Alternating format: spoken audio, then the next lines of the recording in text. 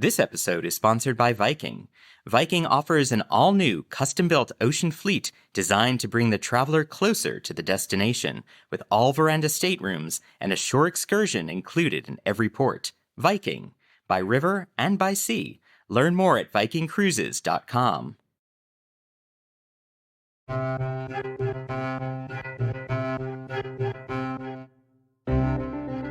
I'm Jay Slay Cobb, and you're listening to Masterpiece Studio. Peter Lawrence has ascended to the role of Justice Minister, and he's made it clear to the British public that he intends to enact major reforms in the country's prison system.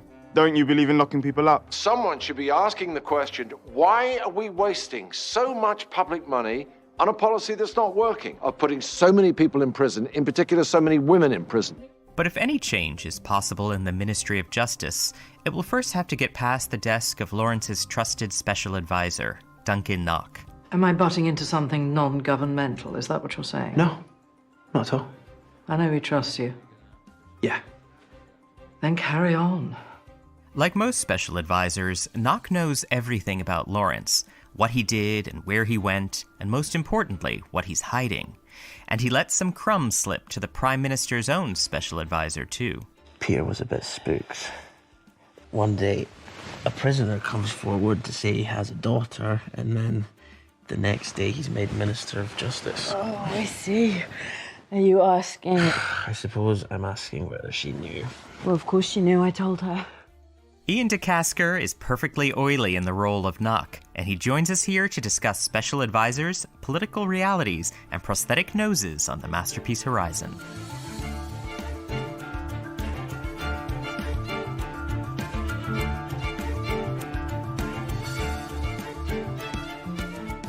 This week we are joined by Roadkill star Iain De Caestecker. Welcome. Oh, thanks for having me. You were coming off of a 7-year run as Leopold Fitz on Marvel's Agents of S.H.I.E.L.D. What attracted you initially to the role of Duncan Knock in Roadkill? Yeah, that's actually a good question, because actually that was one of the things, is it's such that character specifically is very different from that character that I've been playing for 6 years, or however long it was. I loved playing that. I loved playing Leopold Fitz, and he had a lot of probably qualities that I would hope to have in myself, but don't probably. He's a very admirable, moral person. Whereas this character, Duncan Knock in Roadkill, is perhaps somebody less admirable. He, as is kind of a lot of players in this, he's kind of self-motivated. A lot of his what he does and how he conducts himself and moves the moves that he makes in the kind of political chess game are self-motivated. He's kind of he's got one eye on the future. He's definitely not as altruistic, I'll say, as a character. I mean, you did play a villainous version of Fitz in the framework, but Duncan definitely falls into more of a potentially villainous category. I mean, coming off of Fitz, was that a conscious decision that you were looking to sort of play a role that was maybe more morally flexible? I think so. I think those things are subconsciously in you. I think that I'm very lucky. I think on the one hand that I have, my agent managers and things who always seem to just send me things. They seem to be 10 steps ahead of me and kind of seem to know what I would like to do next before I know. But I think subconsciously there is that. For whatever reason, you might not actively go out searching for it, but when it comes and when you see it in front of you, something about it instantly strikes a chord with you. This one's a little bit different as well, because you kind of go, if the character was, for instance, for the sake of argument like we're having, if he was very similar to Fitz and that wasn't sort of character I've been playing before, that but I was looking for something different. This is different because you kind of couldn't turn this project down. It's David Hare and Hugh Laurie. It's just to be a part of it alone in any context is a very exciting prospect. There's not a lot of detail given about Duncan in Sir David Hare's script for the first episode. He writes he's 30s, slim, obsessive. Once you were brought in, where did the decision to make Duncan Scottish come from? Yeah, do you know what? Weird enough, I think I auditioned in an English accent. And luckily we were at the read-through before it. And I just asked, because Michael, our director, is Scottish as well. And And I just asked right before, I was like, so I'm doing the English accent then? And they were like, no, Scottish. So it was almost kind of decision was made a tiny bit without me, I guess. Michael had kind of come to that decision with David, I think, before to go that route. And I think it's just emblematic of, in government, there's people from all over the UK in different kind of regions and accents and from all over different areas. So I think it was probably to exemplify that. I mean, I love the fact that he is Scottish, surrounded by these very English politicians. It makes Duncan a bit of an outlier, and I think it sort of colors his dynamic with Peter Lawrence, who's also an outsider of a sort. Whoops. We've been summoned to Downing Street. Summonsed? Is that the same as summoned? Or is it better or worse? What do you make of the Duncan-Peter Lawrence relationship, which feels somewhat familial at times? Yes, it is. That's interesting you say that as well, because that was something saying before. There's a weird kind of, at some points, there's a weird kind of married couple thing with them. But yeah, he's got a very close working relationship with Peter Lawrence. There is a loyalty between them because I think on the one hand, he truly admires the type of the politician Peter is. But also there's a loyalty there because he knows where the metaphorical bodies are buried as well. He's kind of come up through the ranks with Peter. But at the same time, like I say, he's with that idea in mind again of the being self-motivated. I do think he constantly has his sights set on climbing the political ladder. And I think he quite cleverly sees Peter as his ticket to the top. So there's, within that loyalty, like I say, there is a degree of self-motivation. Yeah, he's bound to Peter by secrets they share, I think. It gives him a degree of security in that.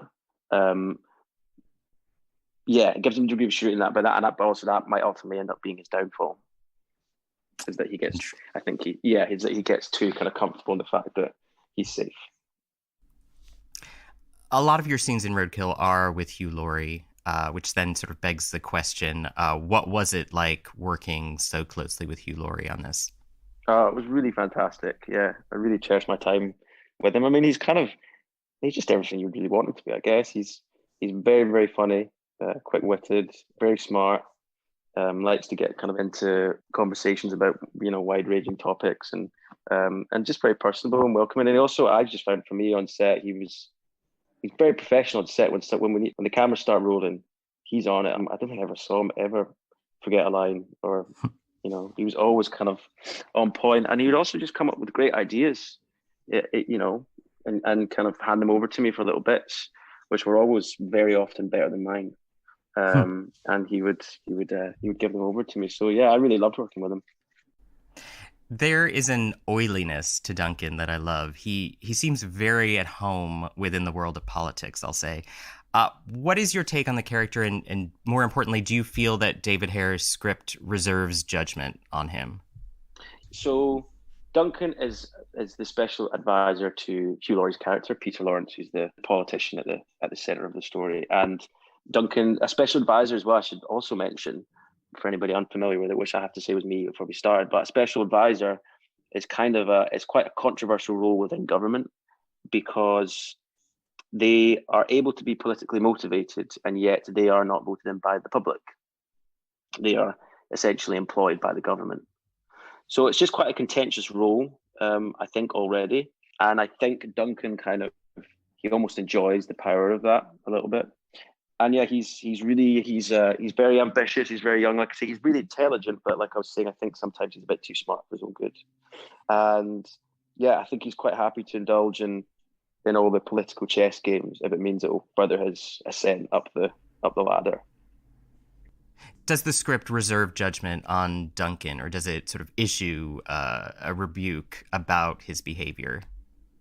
Yeah, I mean, one thing I really like about David Hare's writing, and particularly in this, is that his writing is kind of circumstantial. There's no story, and the characters he kind of puts the facts and the story in front of you, and he leaves it up to the audience to make up their own mind. Which, especially for something which is a political drama, I think it's a great angle to come at it on. And what I always find interesting about this is you get to see all the inner workings of a governing a governing party in power. But yeah, it's not. I don't think David's writing it with an agenda in mind and coming in about this is why. This is the opinion I want to make in this. He kind of just tells the story and puts it out there. So I think that with Duncan, I think it's hard to say too much without giving too much away. But I think it's the same thing with Duncan. I think he shows you all the different players and he shows you the power struggles between them. And you mentioned the fact that they're bound by secrets. What can you tease about the skeletons that appear to be in Duncan and Peter's closet? What are they hiding? Yes, they are hiding something. I think that we see that Duncan has is that he's in bed with the enemy, essentially. We find out at the end of episode 1, I believe, that he is having a relationship with Julia, who's the Prime Minister's Dawn's special advisor. And he's obviously, he's effectively what's happened there is that he thinks there's a level of trust between the two of them, that's a safe space, and effectively he's telling her things or talking about work with her, things about Peter, and that's being passed on to Dawn. Look, you and I, we tell each other stuff, but we also ring-fence stuff, don't we?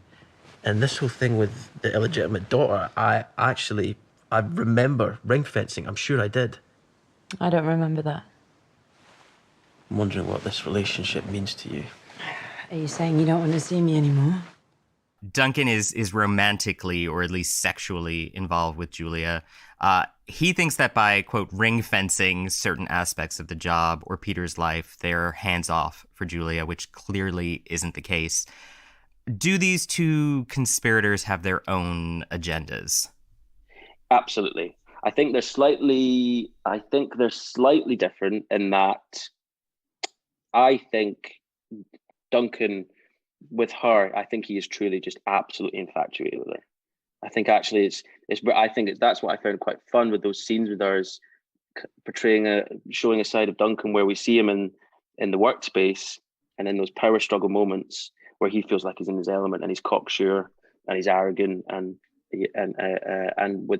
with Julia we see all those layers just wiped away. He's a big sap in front of her, and actually she, there's a very, very real possibility that she could be his downfall. She's his blind spot, I guess. So the dynamics of that relationship, I think in reality, are very different than what he has led himself to believe.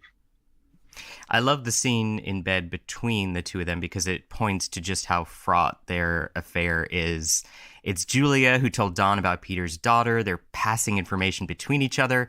But to whose benefit ultimately? Is it Peter's? Is it Dawn's? How much is Duncan underestimating Julia here, failing to see her own thirst for power?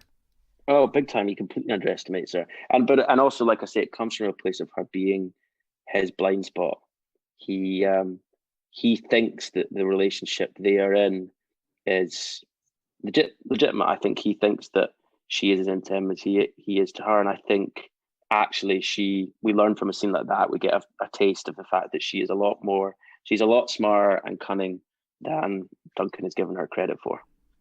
I mean, do you think it is blindness, or is it some even unconscious misogyny operating here on Duncan's part, that he sees her as a woman and therefore she couldn't be as clever and manipulative as he is? Absolutely. Yeah. That's I would reckon that would be a big part of it as well. But I think that at the same time, if he was outside of that looking in at that moment when they were in bed and they had that conversation where she basically confesses that she passed info on to Dawn, and it wasn't, the conversation of him talking about ring fencing when they talk about work. She has just broken that code. And from the outside, he would see someone and probably say, get out of there now. But his infatuation for her seems to override his natural instinct, which would probably usually most situations be like, oh, I need to get out of this situation. Peter Lorre projects this salt of the earth confidence, but there's a fastidiousness to him that's really surprising. Him complaining about how dirty the car is, or getting angry because Duncan is eating an apple while talking to him. How do you see this element of Peter's character? Is that the true Peter behind this sort of projection of the common working man? Yeah, he's such a fascinating character, I think, because on the one hand, he's a man of the people. He's unconventional, and he's not from the we would say atypical political background. And I think that's why there's a degree of popularity around him. And yet, on the other hand, there are all these unanswered questions surrounding his private and past life. There's all these there's just murky things in his past that it doesn't seem to be. He kind of portrays himself as being very honest and say what he thinks, say what's on his mind, and yet there's a secretive about him, side of him. So he is an interesting character. That you touched upon the sort of secrets emerging. It's Duncan, not Peter, who learns of the existence of a potential third daughter. How coincidental does Duncan see this revelation being on the heels of Peter's defamation trial? Yeah, that's exactly. I mean, he does. He sees it being a big problem, but I also think what's happened after that defamation trial is he's kind of gone, oh, I helped fix this. And so here's another one. I know the best thing to do here. I'm going to get on top of this before it becomes an issue. I think he thinks here that Peter doesn't know how to handle this. I do. And actually, that could be where his big downfall comes as well, as he goes behind Peter's back, essentially, when he pursues investigations into Peter's supposed daughter against Peter's wishes. And even if he's ultimately correct in his analysis, he is going behind Peter's back, which could be a big mistake. Which is so interesting because he does meet with Steph before Peter's meeting with her. He doesn't tell Peter that he's already met with her. What does Duncan make of Steph, who's acting as a proxy for Peter's alleged daughter? Yeah, I think with Duncan, he just sees it all as the political chess game of like scandals and how to fix them. I think there's an element he kind of revels in it. He feels like he's in his element in it. So that's also one of the geniuses of David Wright of setting the story up is, from the start, it's unsure where exactly Duncan's intentions lie. Whether how much he's doing this for Peter's own good in the long run, or whether he's doing it to benefit himself. It's quite unclear. Or whether he's made a mistake in chasing down the investigations into Peter's daughter. I mean, his whole MO seems to be that he's a problem solver, not a problem maker. And so he's going to sort of deal with this. But in dealing with it, he actually creates a bigger problem. Shining a light on something sort of makes it more apparent. And the fact that Peter then goes to visit Shep Hill Prison, and then there's a riot at that same prison. It's a very curious chain of events. Within 24 hours of his visit, there is a prison riot. Guards are injured. How related are these events, and how much of this is coincidence, or, to put a kind of conspiracy theory hat on, I mean, is someone pulling strings here? Well, yeah, that's kind of a side to that you can't help when you watch. You go, yeah, you look at that. I think there's an element to both of them. And for that point of view, I think Duncan and Peter, when that comes up, I think from Duncan's point of view, I think he's so cocksure. And after what's happened, obviously, with the libel case, I think he just has an air of feeling like he's invincible a little bit, that this can get done and everything's on the up. Dawn's calling him it. He's doing a reshuffle and he's going to be getting a big new role. It looks like he's going to get foreign secretary, I think. And so with Duncan, I think he just thinks he's the smartest person in the room. But in reality, there are a lot of players that are a lot smarter than him, and also things are much bigger than he probably gives them credit for. Before this next question, a brief word from our sponsors.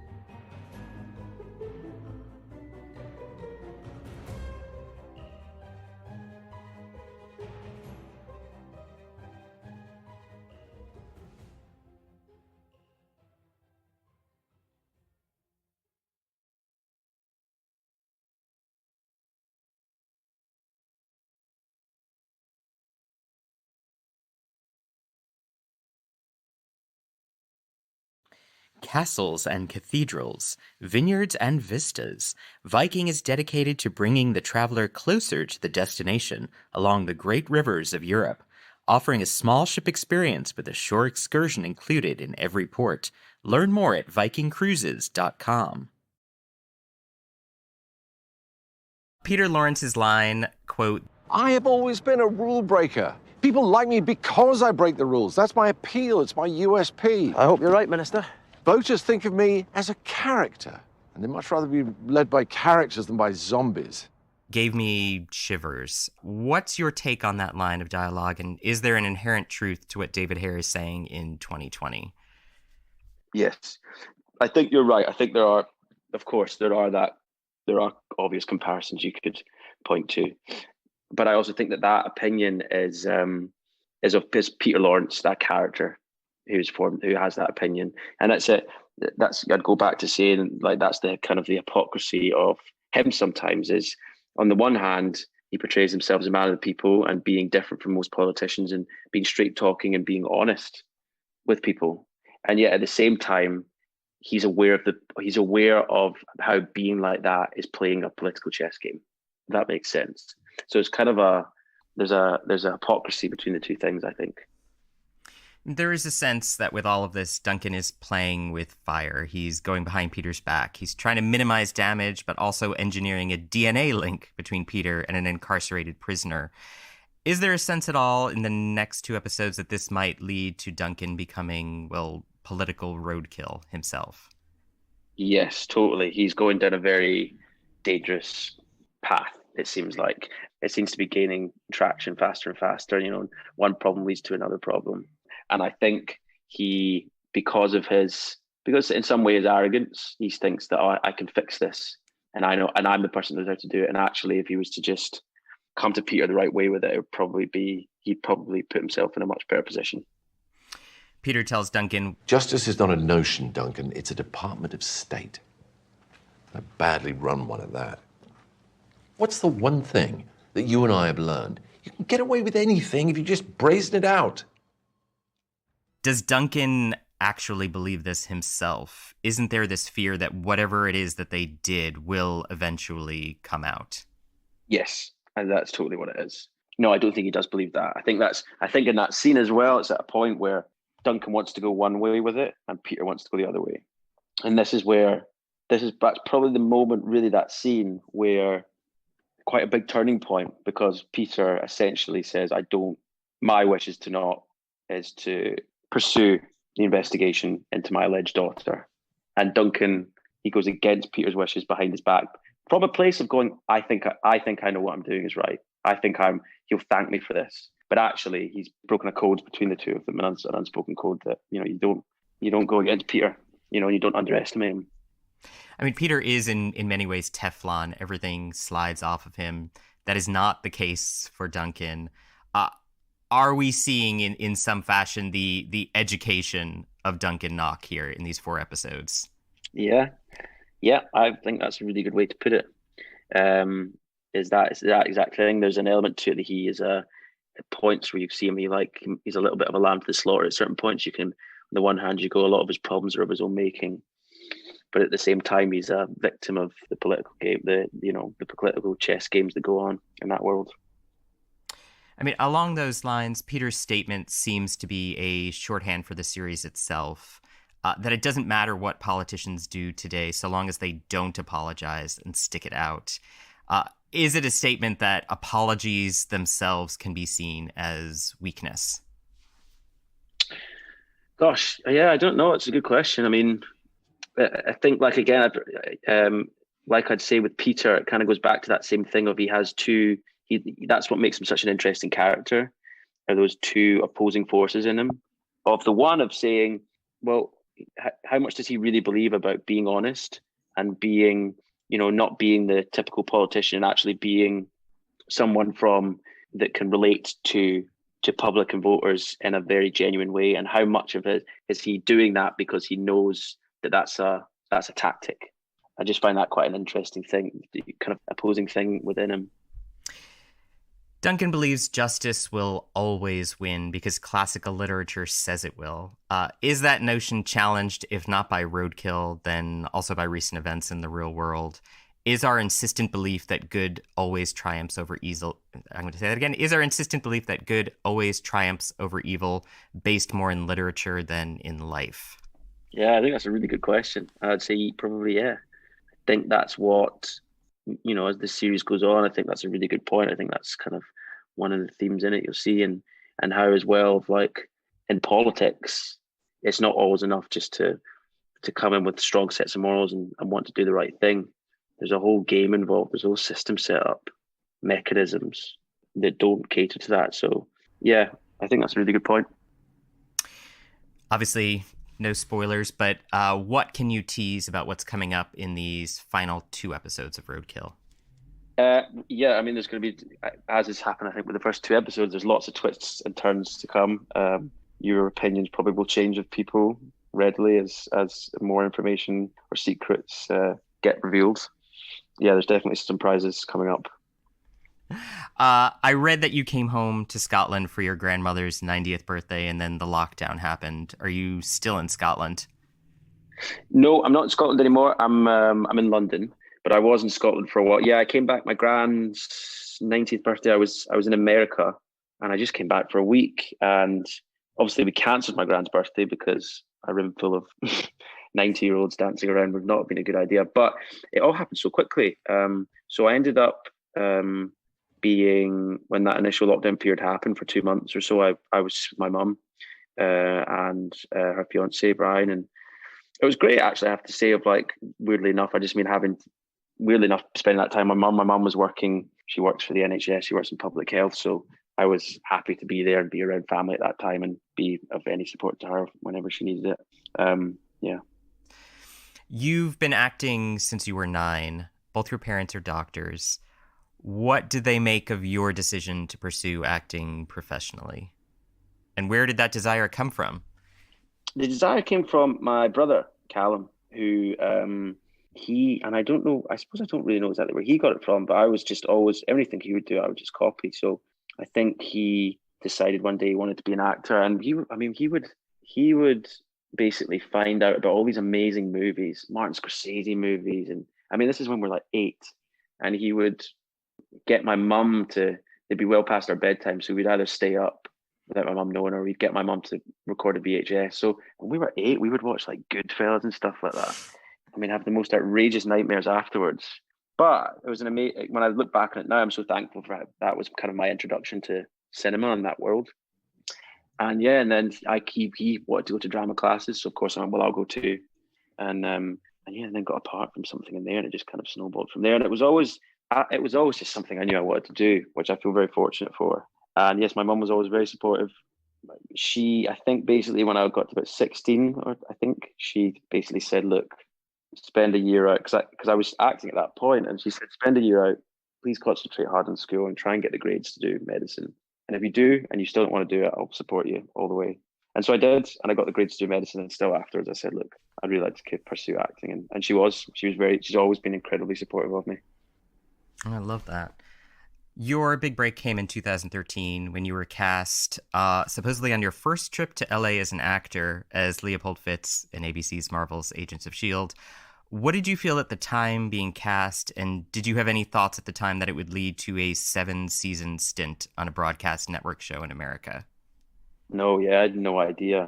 I think sometimes it's so long ago and you create these stories, but as far as I remember it, was I arrived and they sent round pages for a scene that night, and it said S.H.I.E.L.D. And I thought, I'd never seen it, but I knew there was a show called S.H.I.E.L.D. There is, isn't it? Like, it's like a police show, right? Meant to be really good. Yes, a very brutal show. I need to watch it. I've actually heard such good things about it, but I just thought, oh, so it's an episode for this show. And then I went and met the casting director, and then they phoned pretty quickly afterwards and said, oh, Joss Whedon wants to meet you. And I was like, but why? So I didn't really know it was, and with Marvel and all that stuff, it's so secretive. So it was all just a bit of a blur, really. Yeah, and it's a very different model from being over here. Over here, you'll shoot 6 episodes, and you'll maybe sign up for one other series on top of that. Whereas this, you kind of, before you went in the last when you go in your screen test, essentially the last round, they just put like a book in front of you and say, sign this, and you don't go in the room unless you sign it. It's crazy. Yeah, it's mad. Hugh Laurie has said about playing Gregory House for as long as he did on House that he felt like he was on a conveyor belt. Did you feel that the constantly shifting narrative on Agents of S.H.I.E.L.D. afforded you a different type of experience than Hugh had in American television? Yeah, I mean, I had a great experience on it. Ultimately, when you do those things, I think that I'm just going to say, like with this network TV, there is an element that like there's boundaries that are a lot more visible there that there's just certain boundaries you're not going to break. So the nature of the challenge changes. I think, the perspective of it changes, and I mean, I feel very, very fortunate. It's difficult to. I still don't think I have enough hindsight over it to be completely objective, but I do think that one thing that just grows and grows is how in awe I am of the writers and all the crew on that show. I kind of can't believe that we did it in 22 episodes in 9 months. We did that like 5 times, 6 times, which is just crazy when I look back at it now. I'm like, how's that possible? And also, one thing I will say about that show is like it grew from strength to strength every year, in my opinion. And they really took the characters in new directions and took the show in new directions every year. They didn't play it safe or rest on their laurels, and I really respect that in the writers and everyone on the production. You'll appear next on Masterpiece in 2021 in the 4-part drama Us, where you don a prosthetic nose to play the younger version of Tom Hollander's Douglas. What can you tell us about Us? Us is Us is based on David Nicholls' book of the same name, and so it follows a married couple, Douglas and Connie Peterson, and they have an 18-year-old son. And at the beginning of the story, I'm not giving it away, it's kind of the first intro to the story is Connie confesses to Douglas that she thinks the marriage is over. And they've arranged this last family trip around Europe before their son, Albie, flies the coop. And so Douglas sees it as a last opportunity to save his marriage. And I played Douglas in his younger years, so it cuts back between the two of them. And it's interesting because you get to see, whereas Douglas and Connie in the present day are struggling with the idea of the end of their marriage, the flashbacks into the younger Douglas and Connie show how they first met and the origins and the context of their relationship and ultimately how they got to the place where they are and where we find them at the start of the story in the present day. Iain De Caestecker, thank you so much. Thank you very much. Thanks for having me.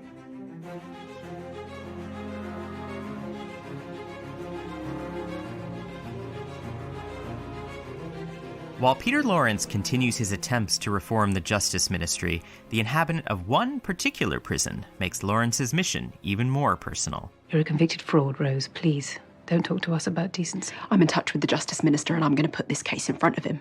Actor Shalom Brune Franklin plays Lawrence's estranged biological daughter, Rose Deedle, and she joins us here on the podcast on November 15th.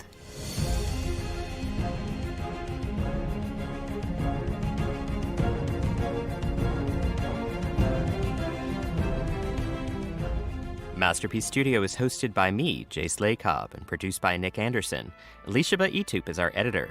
Rebecca Eaton is the executive producer at large of Masterpiece. The executive producer of Masterpiece is Suzanne Simpson.